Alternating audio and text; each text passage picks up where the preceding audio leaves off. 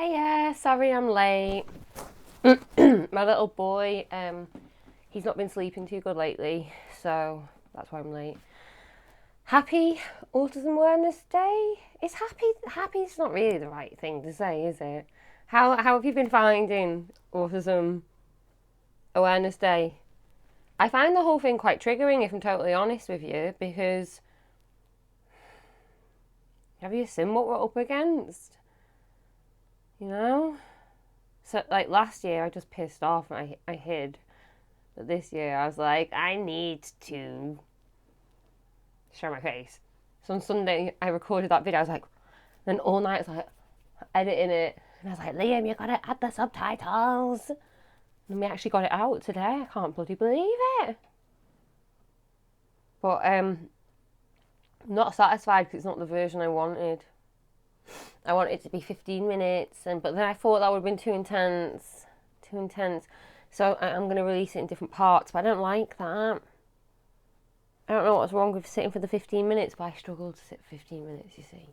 Anyway, so let's see. Questions.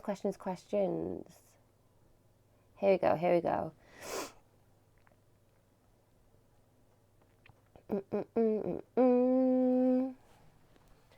Why is the puzzle piece and blue looked down upon in the autistic community? Yeah. So why are people saying red instead or go gold, that kind of thing? Yeah. You've been saying that you shouldn't support people who use blue for autism awareness as it supports Autism Speaks. Yeah. So basically, Autism Speaks currently have a monopoly on the colour blue, which I just think so ridiculous. Right? I got blue freaking hair.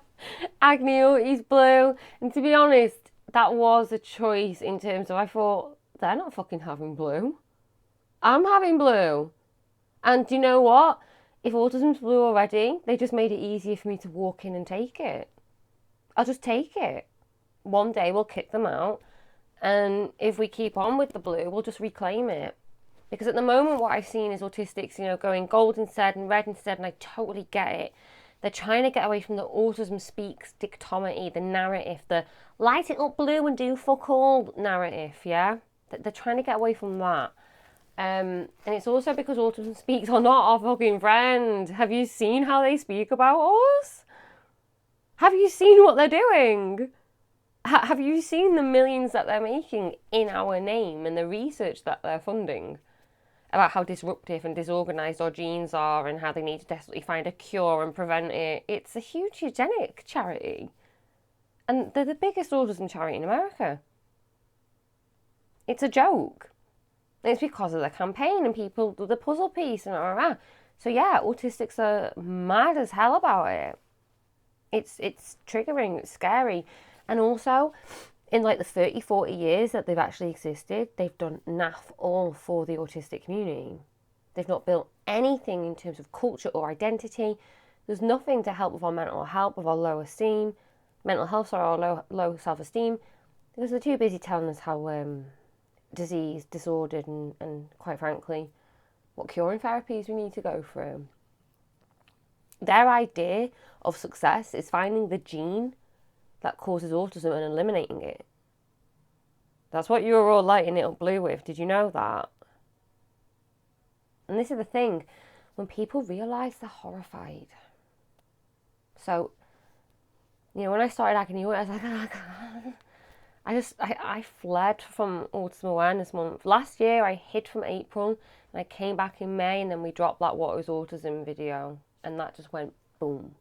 So I was like, fuck this, You can't compete. How can I compete with these multi-million-dollar industries? I'm speaking the truth over here. Autistics everywhere are speaking the truth. But we're just exhausted. We just don't understand. How can people not know? But they don't. Yeah? So I refuse to give up blue.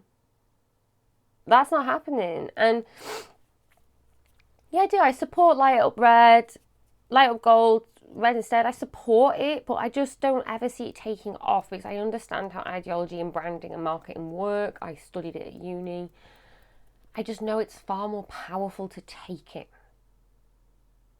and to say, the blue's the colour of the sky, you're not having it. So yeah, light up blue for me. I've seen lots of you actually saying, wearing blue jeans for Agni Oi. Cool, do it. Autism Speaks don't own it. Reclaim it.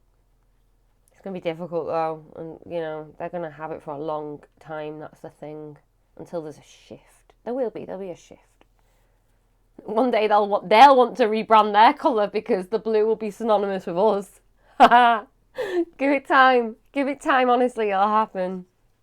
I tell you, you just need to build the community and the culture.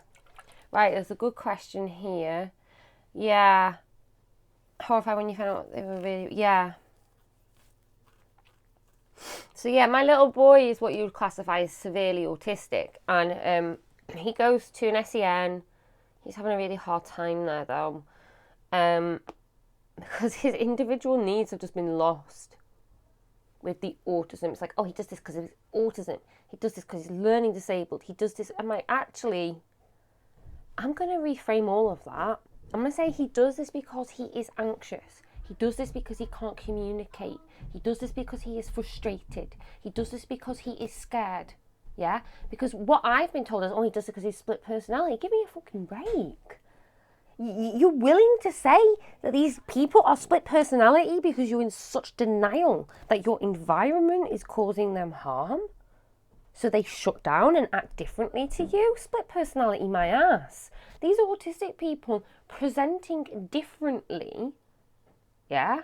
As we know, we shut down, we need to get through different environments. They don't see it as aversive because they're not autistic. It's as simple as that. The environment, that is. So they don't see our fear or anxiety. They just see a problem, a disruption, a non-compliance. That's exhausting to educate against that, because that's backed by decades of medical research. It's all in black and white. These autistics are oppositional. They're ADHD. There must be something wrong with their brains. And can I just remind everyone, this is just theory. You know that, yeah? It's theory upon theory. People looking at blood tests and trying to make analogies. Bullshit.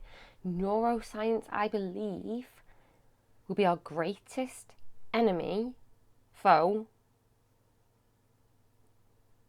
It's really going to be the ally that will revolutionise everything, because it's going to be able to see inside here. That's what my video was saying. Psychology only ever brought you so far. Fuck that shit. Thank you very much. You laid the foundations. We're now ready for some determined proof. And they will be able to see that autistic people, when I say I'm fatigued, then you pop me into the scanner and they'll go, holy shit, this is happening, no wonder you feel tired. They'll see it. They'll see the overload. They'll see the brain trying to compartmentalise. They'll see different fight flights. And you know what? They should do a blood test as well in that moment. Look at me, I'm already thinking about the standardised different factors that need to be done in the test. It's not my job. Anyway, so I'm trying to be test subject and the person doing it, that's unethical, you can't do that. See, but no one's doing this research. No one's doing this research. Autism Speaks aren't doing this research with the dollars that you're giving them, with a pound. No, are they bugger? They're funneling all of this money away into things that, quite frankly, hurt us. They don't progress us one bit. They don't move us forward at all. Autism is an evolution. Now, I used to have a problem with that, in that I was like, I don't know. It's a bit, how do I argue that? How do I say autistics we're evolving, and you know, people are going to see it as, oh, you think you're better than us, that kind of shit. But then I realised, I don't know, I think people, I can understand why they see it that way. Okay, here we go. So people think that autistic people are new, which you do. You think we're new. You think we're new because psychology made us new. Made us new in 1943, which is new relative to us. We've only been around 70 years. Then people are like, well, this is new. Why is it here? So they start looking for the cause. Is it vaccines? Is it the environment? Is it aluminium? Is it worms in the brain? Yeah, all sorts of batshit crazy theories. And you all think we are new relative because of the way that the system has constructed autism. Now, I think the complete opposite recently. This is why I'm a bit stuck with the evolution thing. And the reason you think we're evolving is because if we're new, it's like, oh my God, it's humans, we're changing, we're evolving, we're adapting. Yeah, that's why you think that. I think instead of being new, autistic people are very, very old. We are archaic, in fact, in that the way that we learn, the way that we think, the way that we regulate, the way that we gain, oh, my boob interrupted the swirl. The way that we make sense about this world, it's very old. And I think we've been doing it forever, my loves. I think we've been learning like this since the dawn of time. And when people are like, oh, how did fire come about? How did the wheel come about? What started? What was the genetic mutation that kick-started the cognitive revolution 70,000 years ago? What made men from their caves realize fire and the wheel? What did that? I think it was us. I think it was autistics.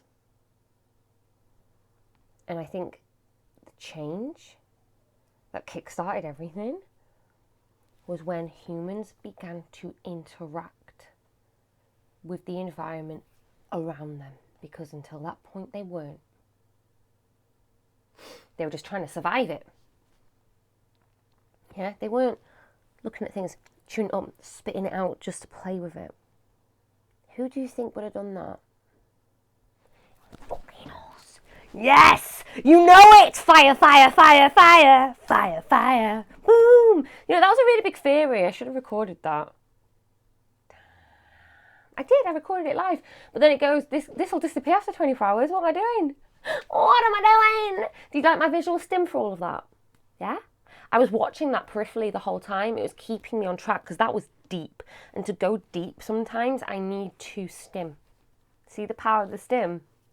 It can help me, this is a big pitch. Am I going to get this across? Yeah, I did! Thanks to the stim. And I bet people are like, is she hypnotising us? Am I? No, I'm only kidding. But seriously, they even use stimming to create hypnotic states. So autistic people are constantly engaging with these states that can tap. Holy shit, we're tapping into our conscious. Liam! We're tapping into our unconscious. Oh my God, I just realised that. There you go. That's a massive revelation. I'm not going to forget that. I want to write it down just to double process it. But I'm not going to forget it. We are tapping into our unconsciousness. Why did I not know that? Why has that taken 2 years? Happy Autism Awareness Day! Boom! No, seriously, because now I need to go to neuroscientists to prove it. And I'm going to prove it. What do you think, Jean-Claude? We are tapping into our unconscious states. You know when people go, mindfulness, meditate, and they think of seagulls going, caw, caw, caw, and they get relaxed by that, and we're like, what the fuck? Yeah? We don't do that shit. We do this. And you know you did it as a kid. And as adults, we have retained the ability to find beauty in things that you would have found beautiful at the age of 7. The difficulty is, how do you do it without feeling ashamed? I don't feel ashamed anymore. Well, that's a lie. Sometimes in my darkest moments I do. It's like I'm a bad person and all that. But this hypnotic state they use, to lull you into unconscious states so they can retain memories and implant stuff. Autistic people, we are constantly doing it, and that's why some of our best theories and ideas will come out of these states, but we're not taught to be in these states. Instead, we're taught to do this, taught to do this, taught to do this, taught to become so fucking distracted by this conversation and this boring conversation and this other distraction and this other filler, because no one's actually bothered about why we're alive, why we're on Earth, how to improve the landscape whilst we are here, how to prevent climate change, how to get rid of racism or hate. No one wants to even talk about it.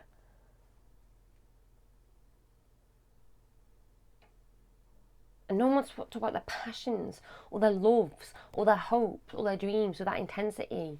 It's like they're scared to. So autistic people are quite intense, I think. We're quite intense.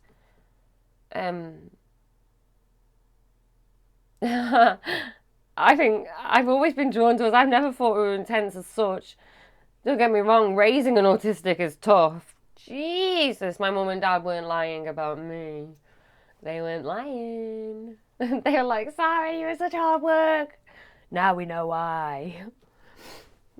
Are you doing a 5-hour rehearsal? Cool. To a concert? What are you doing? Are you doing dance or singing?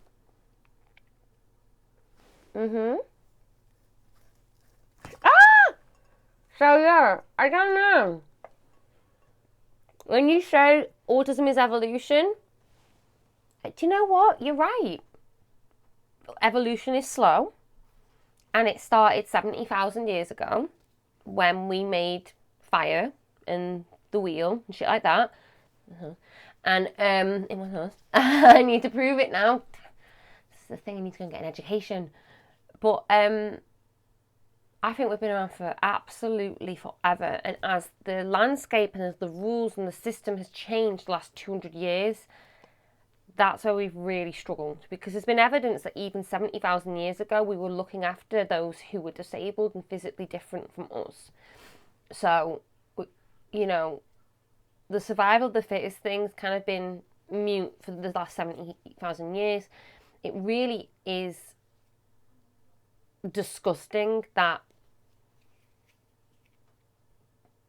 being fundamentally so beautifully human is being so punished and misunderstood. You know, and I've seen autistic people being compared to dogs, you know, for their need to chew. And also fucking be it. If you're going to compare me to a dog, I don't give a shit. That's what the dogs are doing.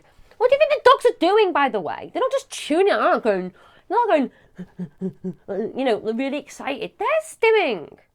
That's how they relax. That's how they regulate, because they're bored fucking shitless too, because you didn't give them that walk that they wanted, or they didn't give them that freedom that they really desire. So they're chewing away, and that's why they'll chew at your shoes. That's why they'll chew and destroy everything. They're stimming around, and the more that they destroy, the more distressed they are. They're communicating distress. It's just communication. That's all it is. I just don't know how they've got it so wrong.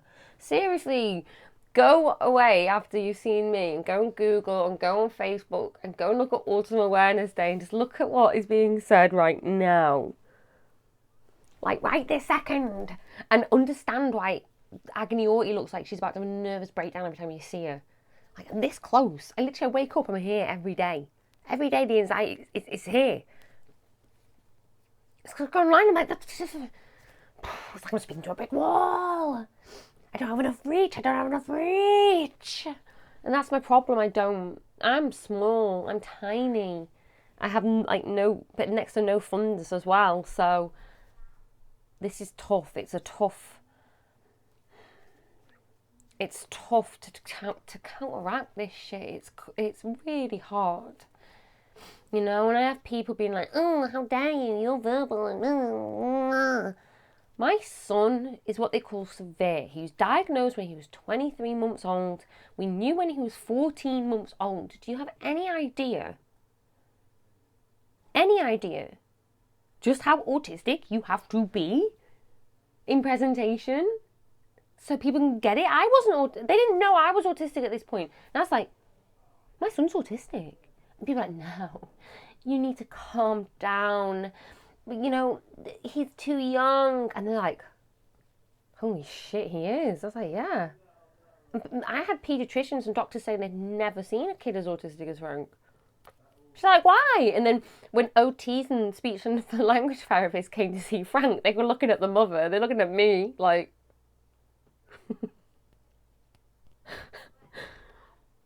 you're autistic. Like, they couldn't say it, but I was like, so, with this autism, and they were just looking at me thinking, like, how can she? And like, when I did get diagnosed, they were just like, we did know, we clocked it, but it's unethical to say because some people just aren't ready. They're still dealing with the fact that kid's autistic, or they don't know how the parents will take it. But yeah, no, I was diagnosed autistic within 8 months of my son. It was really quick. It was like boom, boom.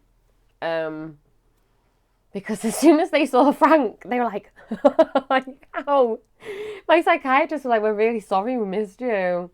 Like, he did. He apologised. He said, we're so sorry that for so many years you've been asking what's different about you, and we just missed you. We blamed it on your trauma, and we never once asked you about your sensory. And it was my son who was the key to everything. So autism has a long way to go in terms of we have oodles of people who are not diagnosed. And they are autistic. So what does that mean? The most common message I get is, I think I'm autistic and what do I do and things like that. It's awful because at the moment people rely on the diagnosis to get services. I don't get any help or support. Agony Auti is it. Like, I've created my own. I started Agony Auti because there is no support for autistic adults. So I just thought, I'll try and give advice, which means I have to think and search deep and speak from the heart and just go from there, because I've literally been given no advice. So, and it's a tiny, tiny plug. What I do doesn't address the massive travesties that are facing this community in terms of our employment or education. What happens to us basically when you just act differently? It's horrible. You're not accepting. You end up either shaping yourself to try and fit in, or just losing everything. So people think completely. They just completely get it wrong, and write you out and write you off.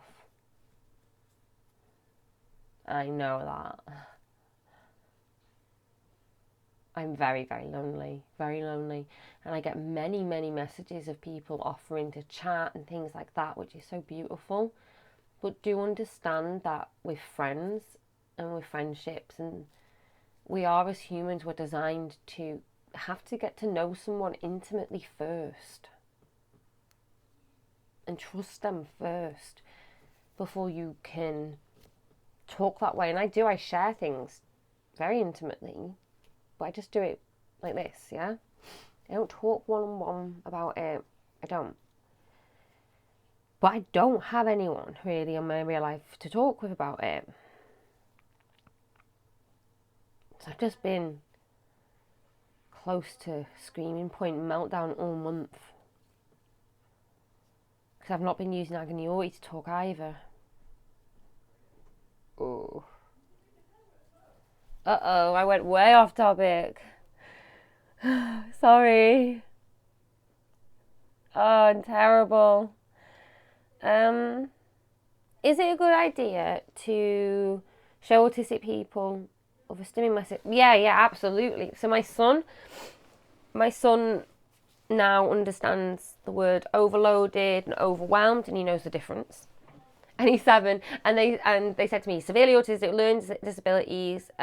He's profoundly this, that, and the other. You have to speak to him like he's 2. He won't understand this. He won't understand that. So I just basically ignored all of that, and I help him with everything. So we help him with dressing, help him toileting, help him with everything. And he goes to bed really late. It's basically like looking after a teenager at the moment. But I ignored what they were telling me, and I actually gave him more information about the world. And I'm lucky with Frank in that he does understand what I'm saying.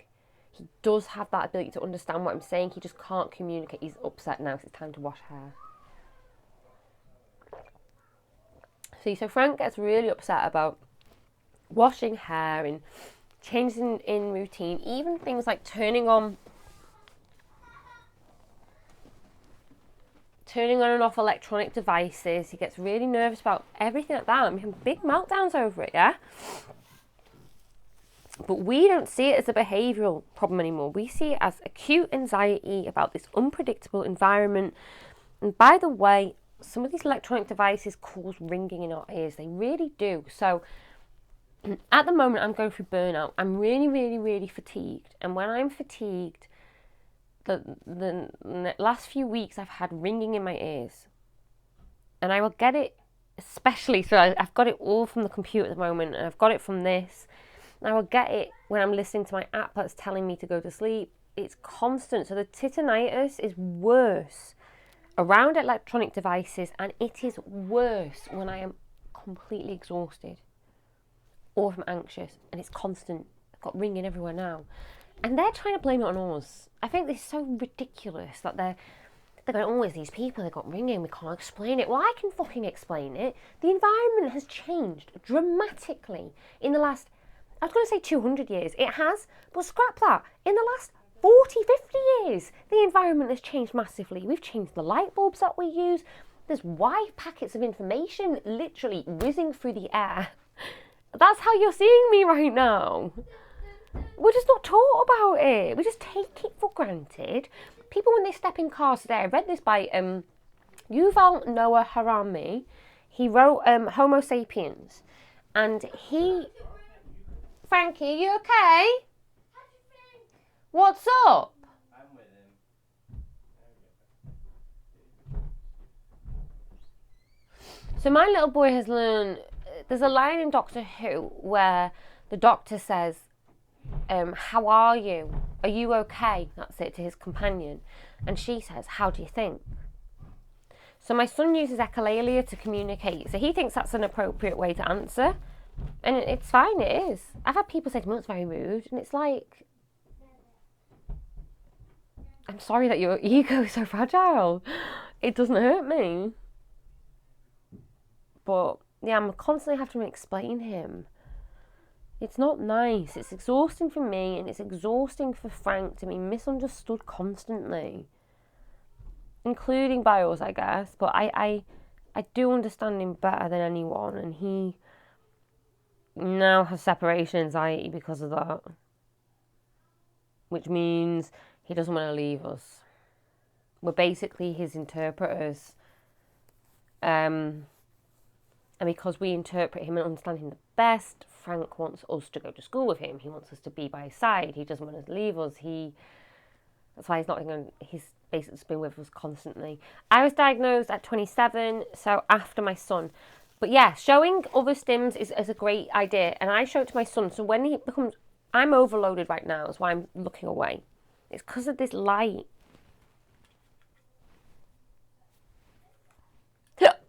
I'm sorry. It's because of this horrible light. Oh no, you've got hiccups and burps. I'm sorry. But when my son has like fuzzy head and stuff, I try to tell him that he can just take a moment. And I don't mean just take a moment, that's boring, I don't know what it means. Take a moment visually stimming. So looking at something in minute detail and imagining it's like a big asteroid flying through space. Oh, that'd be so cool. Imagine if that was flying through space. I'd be like, how is that learning? You can do all sorts. If you have this type of imagination, you'd be brilliant set designer and miniatures for film. Because that's how they did all Lord of the Rings. With miniatures. You have to be able to think that way. It's creative thinking. Also, if you're thinking about this shit, you could think if something did land like that, what minerals would it have? What would its composition tell us about where it came from? Would there be any evidence of life sources on there? We know that those tardigrades would be on there because tardigrades can exist in big vacuums of space. So having visual thinking is very important, and it can lead to great, stims can lead to great thinking. But yeah, visual stim. This was sent in by someone who watches me. I absolutely love it. It's my pencil case. Look at that. That's a visual stim and a tactile one. So imagine if your kids could have that in the classroom and just allow them to do this whilst they listen to you, because it helps me. Because when you're talking, I'm doing this, and sometimes I can even start imagining it on here. If you're autistic, you'll know what I mean, and it just helps compartmentalize the information so much better. So yeah, and these are the ones I have like to hand. Oh yes, no, I'm starting to verbally stim now. Woo! Sorry, I'm not sorry. That felt great. Anyway, sometimes when I watch other people doing like the ASMR stims, that's all bios, by the way. There's like literally hundreds of people watching it, going, "Oh, I watched that." I'm like, of course you do. You're autistic. You're neurodiverse. If you're watching me and watching that, of course, welcome to the club. It's stimming. You're stimming. You're getting stimulation. Yeah? So, oh, your daughter's up for an autistic boy at school. Oh, thank you, because they're handling well. Oh, that means everything visual stim. See, and do you know what? I'm so inspired by the visual stims channels that are starting to pop up. You know what that means? Like, I am asking for an autistic arm and neck. Arm and neck. I'm not asking for an autistic arm and neck. Sorry, my neck just still looks. I'm asking for autistic culture and autistic community, and we have to start online until we can physically get out there together. But visual stims, the ASMR community is there, that's great, but it's not openly autistic. And I've seen a good few now visual stims channels popping up where you're posting things for us to do. And this is great. This is what we need. Reclaim the stim and embrace the stim.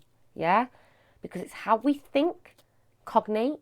It's how we learn, goddammit. It is. It's how we deduct, how we deduce, how we make sense of this beautiful world and environment, even by just playing and messing around. It's how we regulate emotions, okay? What feels good? We're in these meat suits, for goodness sake. Yeah, and we can't get out of them, so move. How does that not make sense? Yeah? Some people do it in Zumba classes once a week. Good for them. We don't do that. We want to stim and regulate all the time because that is how emotional it is to be autistic. Anyway, I'm not going to go into a rant. And look, and then this is it as well. This is mine. So we've like picking up my skin and doing this. And then I actually realise what I'm doing, and then this is just the beginning. This is bullshit. Oh, I don't mean that arc therapeutic. I love this arc therapeutic. I don't think you're bullshit. But come on, it's a bit like a dog's toy, yeah? And we've got a long way to go. At the moment, autistic people have rubber, yeah? One day we're going to have, because they're going to talk to autistic people about the textures that we like, we're going to have amazing alternatives to this. Because we're going to have a real conversation. But we have to speak out. So if you're picking at your skin, you're pulling at your hair, you have to say, no, this is not a disorder in itself. This is a symptom. This is a symptom of the environment stressing me out or of my neurotype. So you could be doing it because of sensory. You could be doing it because of a chemical imbalance in your head. I don't know. But for them to no, it's wrong. It's wrong, my love. You're not getting all your needs recognised, believe me. Yeah?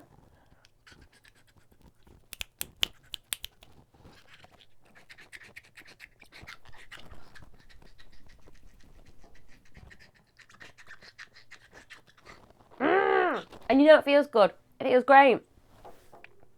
But I hate the chewing. Do you know what? A stim I do recommend, because I'm a flesh stim. I meet some people like, my son has got a flesh fetish. And I'm like, me too. But I don't think it's a fetish. I just go, oh, squishy. Oh. And if it's cold, that's when I'll have it the most, because I don't like warm flesh. I only like cold, pristine flesh. Oh, is it a ham shank? Is it a turkey? Is it a meat filling? I don't know. And then all the verbal stims come out. So yeah, I think it's a good idea to show autistic stims. I do.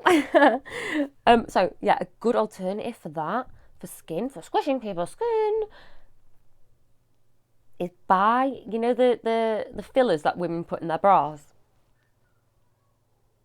Or the things that you can stick on as nipple covers. They are amazing. There's some downstairs, I keep them in the microwave so I can squish them. because no one's made the texture elsewhere. I even bit them the other day. I bit right into them. I was like,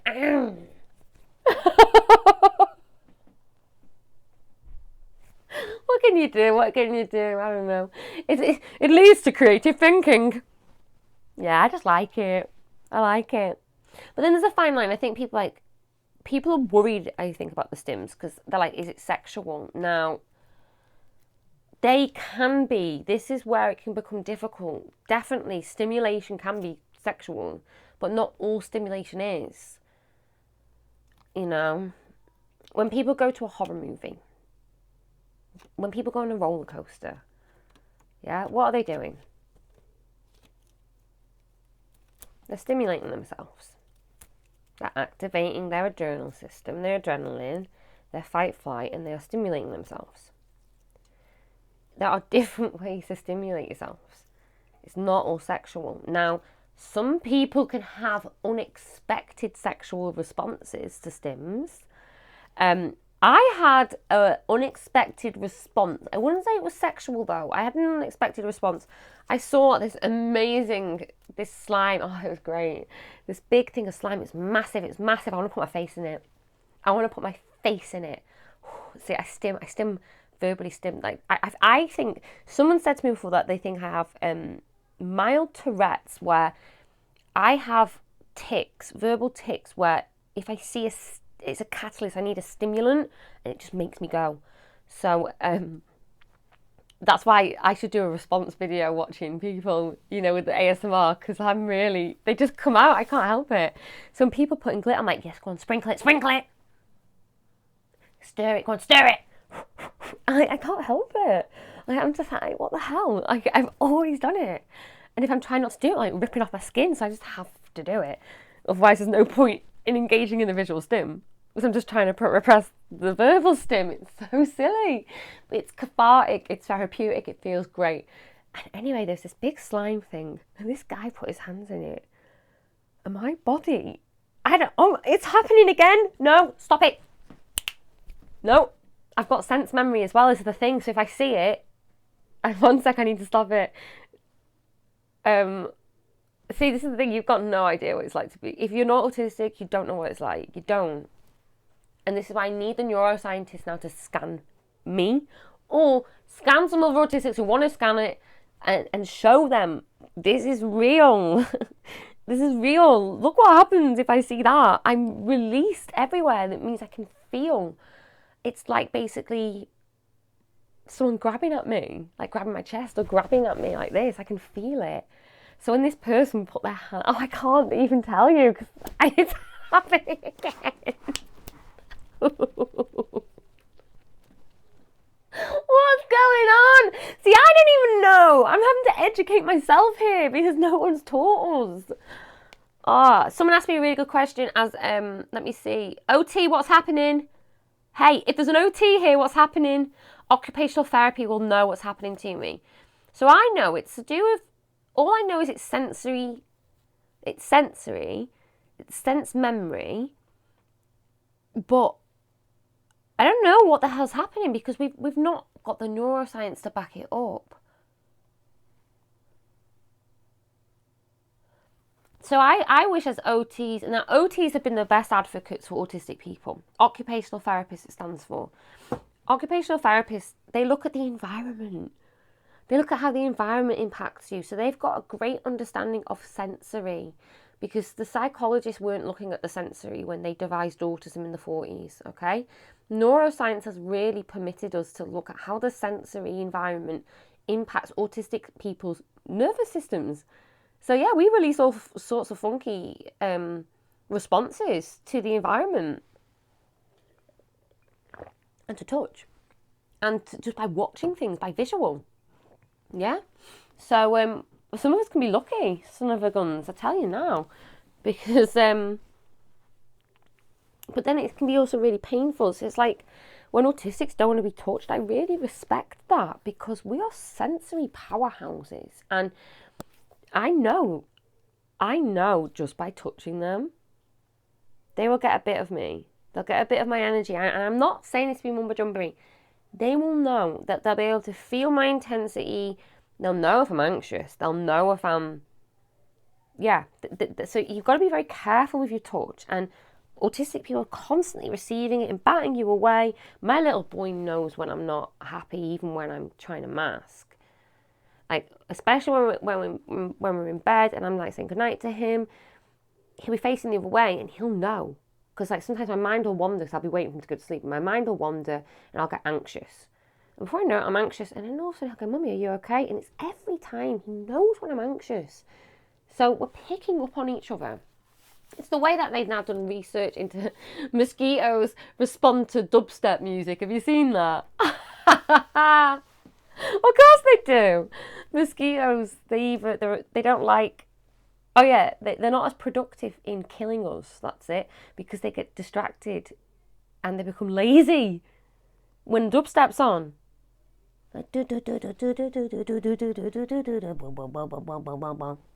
Especially these mosquitoes. They can't be asked to do anything. They're like, yeah, wearing themselves out. I tell you now. What was my point?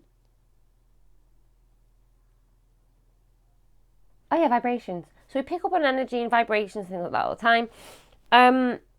We're very sensitive. So let me see, OT. What's happening with me now? I'm trying to tell my viewers about something and I can't move past forward even getting here. It's happening again because I'm getting, basically I'm getting warmth and tingling all down my hands, all down my neck and down my arms. And if I carry on, it will go across. If I carry on telling them, this is why I'm not going further with the memory. Because if I carry on going, I'm stopping it here. If I carry on going with what he was doing, I'm going to get warmth all over my boobs. That was an unexpected sensory reaction, okay? And that happened to me the other day when I was watching this guy with slime. And I was like, this slime is great. I told Liam straight away. I was like, Liam. And he pushed it. That's it, I've detached from it now, brilliant. He pushed it in. Sometimes as well, if I work it up so much, I'm so connected to it. I need to just overcome it sometimes. He pushed it in, and as he pushed it in, oh no, it came back. As he pushed it in, it just went warm everywhere, and like I had ringing in my ears, and it was just, yeah. So I don't know what's going on, but I know autistic people have those experiences constantly. You like my dinosaur interest? Sorry, it's your special interest, is it, my love? Awesome. Which one's this then? What dinosaur's this? What dinosaur's that one? What's that? That's not a T-Rex. It's not. I know it's not. I can see the little differences. I'm not going to disappoint you. I'm not going to disappoint you with that. It's not a T-Rex. I'm sorry. I even fought it. I did. I fought it for a second. Only for a second. But then I saw its girth. I saw its width. I saw its neck. Yeah, okay. That's not a Stegosaurus. That's not a Stegosaurus. No. No, Laurel. This is a Stegosaurus. That was the one you meant. Yeah. Okay, good. But I'm talking about this guy here, the green one. Hi, Luke. Oh, Noah. I don't know why I call you Luke. It's that L at the front. It's made you into a Luke. I'm so sorry. It looks like a raptor, but I don't know if it is. Well, this one's the Triceratops. Is it? See, these aren't my special interest dinosaurs, but I like them because of they scared the shit out of me in Jurassic Park. I thought they were going to come and eat me. I really did. I was terrified. Is it Noah? You're Luke now, Noah. Luke, Noah. You both. You got two names. Sorry about that. It's a raptor. It's not a very good raptor because it should have the... Oh, no, they didn't have the big things. They put them in Jurassic Park, didn't they? Triceratops. What else we got going on? I think it's just those, you know. So not many. From a charity shop. So yeah, I just wish that OTs had that they taught us more about our sensory, They taught us more that the stimming is about regulation. You know, we don't get that. We have to learn that on our own often, and we're like, I need to stop this, I need to cure this, I'm broken, oh God, I'm being locked away. It's like, you need to regulate. You need to regulate, girl. Squeeze it, go on, squeeze it, rip it, go on. And go ooh and go ee and make all those weird animalistic noises you're not supposed to. And people are like, I think I'll take the pills, thank you very much. Sublocks my neck again. I need my neck brace. I'm moving way too much. I'm very hypermobile at the moment and I'm being way too animated. It's because I'm excited to be talking to you. I've not talked to you for a while.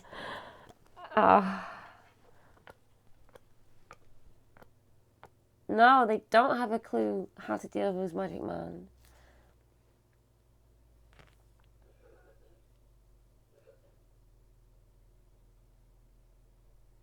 Okay, so while we're talking about stims, dead quick, how do you cope with sensory overload? Okay, so what does sensory overload feel like?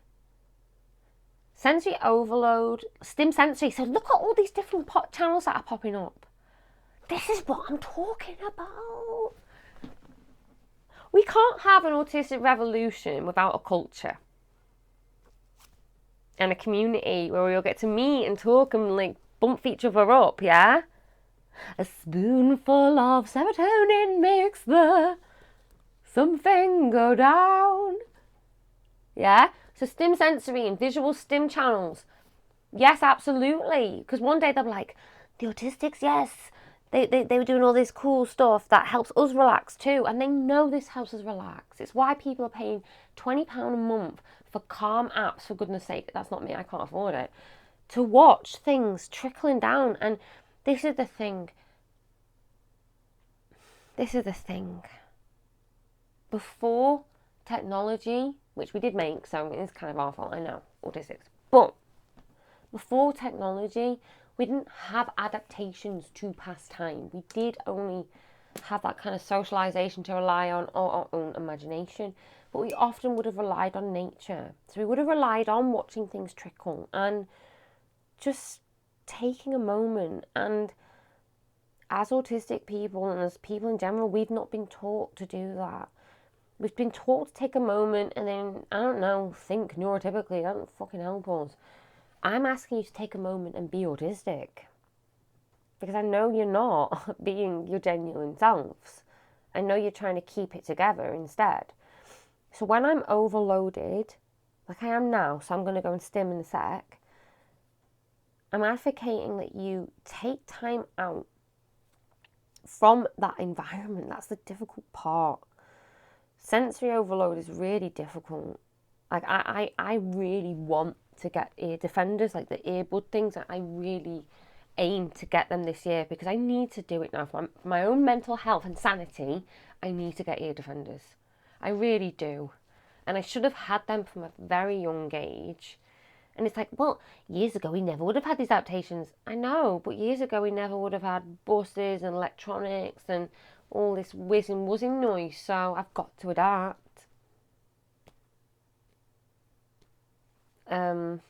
But when my son is overloaded, when he says he's tired and he's overloaded from like a shop or from a film, because I remember when I was a little girl, I used to go to the cinema, and I said to my mum, I can watch the film at home, and I'm fine.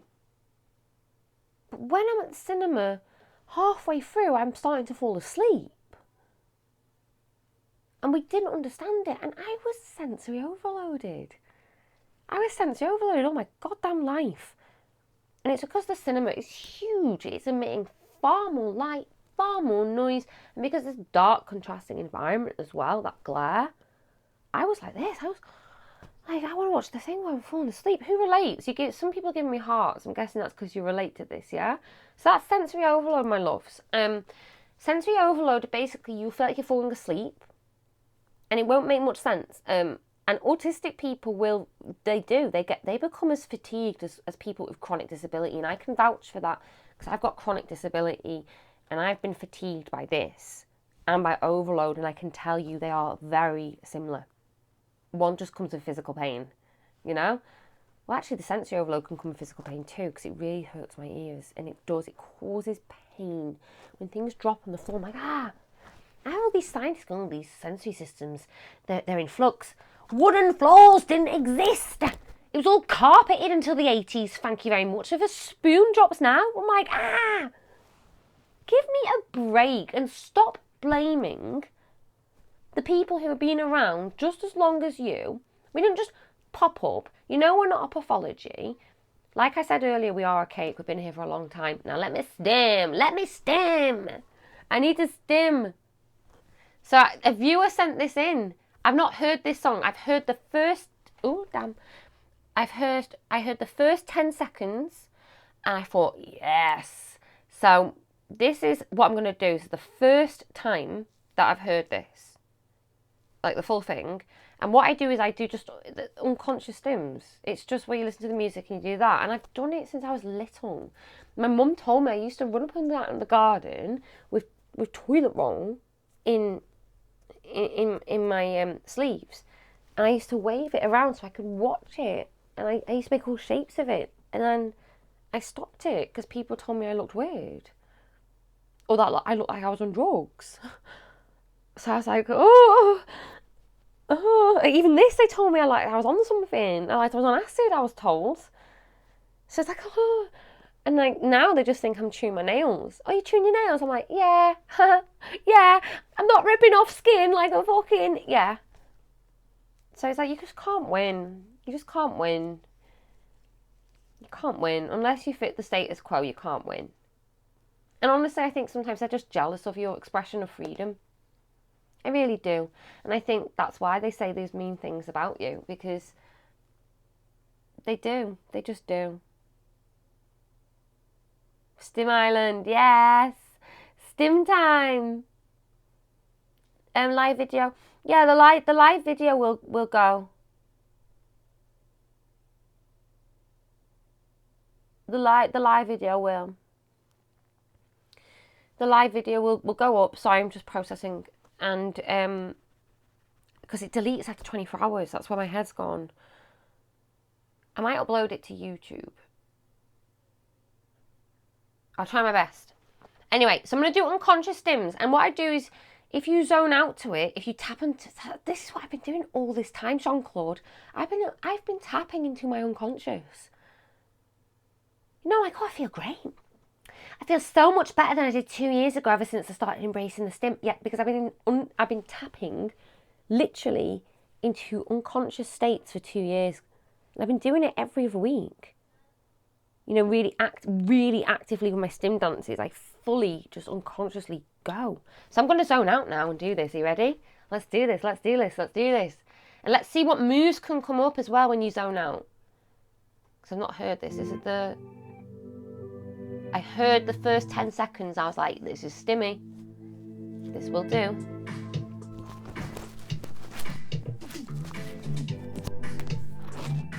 Oh, it's got 80s vibe as well. Yes, please. Absolutely. I'm a huge fan of Vaporwave, if you didn't guess.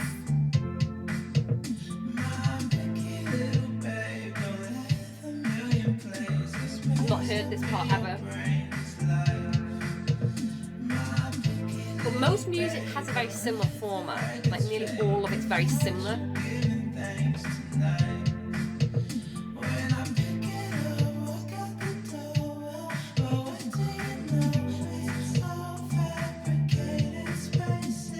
I've got to zone you out, sorry, one sec.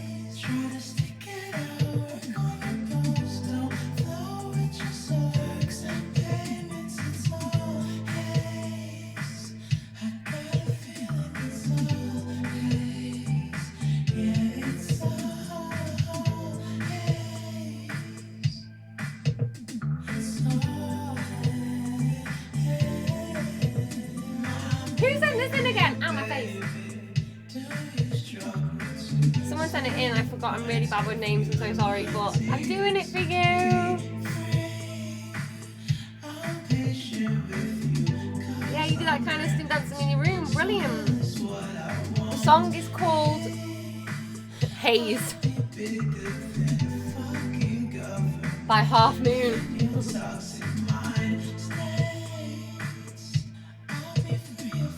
Let me stim to one I do know.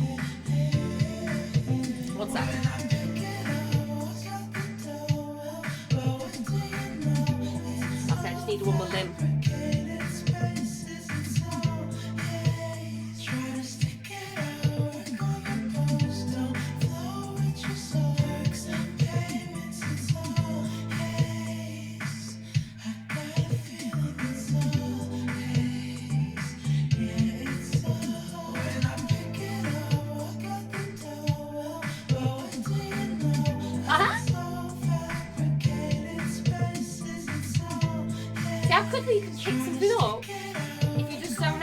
never heard this before.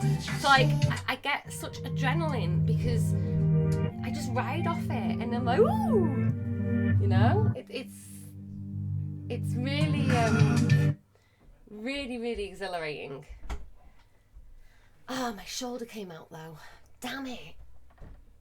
Right, let me put on a chown I do know. Oh, I've got to go on YouTube in a minute. I'm going to go on YouTube live in a minute because I avoid YouTube. It's Autism Awareness Month. I can't avoid Simpson Wave. Oh yes, let's do it. No, my neck. Sorry, you made me dead excited. Oh, I need to hang out with you more. Oh, you made me see. Don't you get me down my special interest now. You'll realise what a big geeky autistic I really am. I'm a huge Bay Trees, what's that? And let's do Simpson Wave first, my loves. And if this live chat ends, I'll just come back on. I'll do YouTube later, yeah? Let's do stim dances. I gotta be careful though, because my shoulder really hurt it. But let's do Simpson Wave, yes. Come on. I know which one I'm gonna freaking do. Absolutely. Yes, Simpson.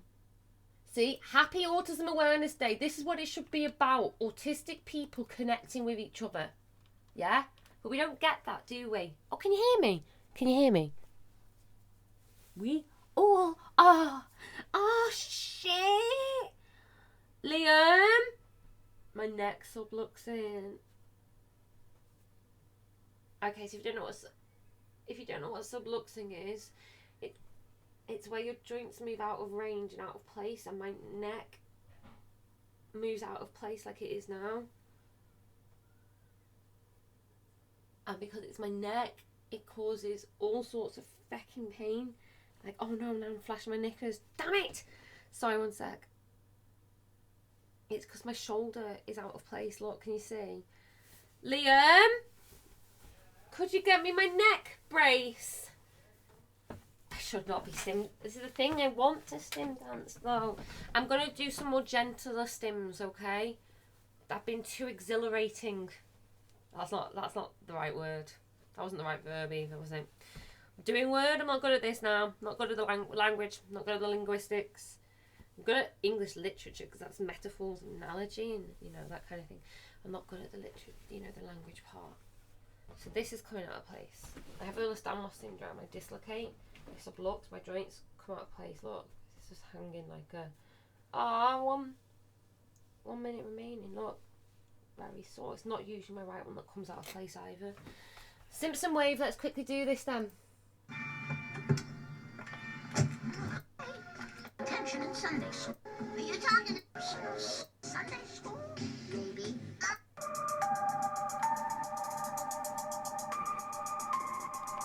This is Vaporwave and I love it. This is my thing. Look how happy I am. I'm very happy. Yes, look at that aesthetic. Look at those visuals. The visual stims.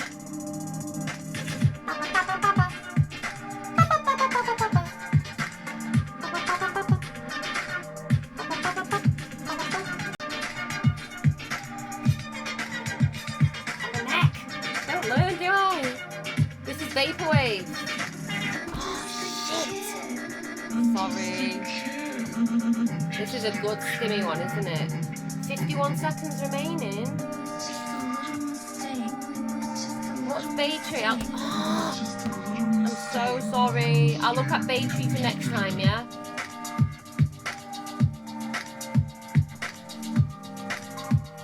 It's how I stim on a train. You ready?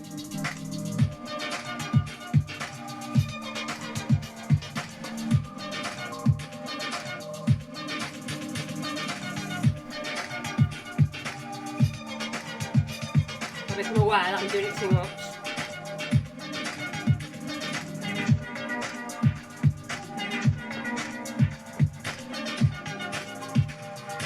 I love Simpson Wave. Oh no, I got distracted.